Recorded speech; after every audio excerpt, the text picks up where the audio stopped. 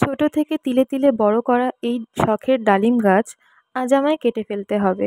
আজ থেকে প্রায় ৩ বছর আগে এই গাছটিকে আমি অতি যত্ন সহকারে লাগিয়েছিলাম। কখনোই ভাবতে পারিনি এইভাবে আমাকে এই গাছটি কেটে দিতে হবে।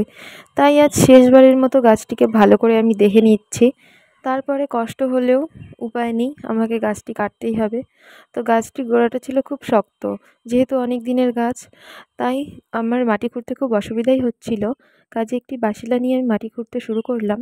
যেহেতু গাছের গোড়াটা অনেক শক্ত ছিল, সাথে অনেক রোদও ছিল, তাই আমি বেশিক্ষণ এই গাছটি আর কাটতে পারিনি।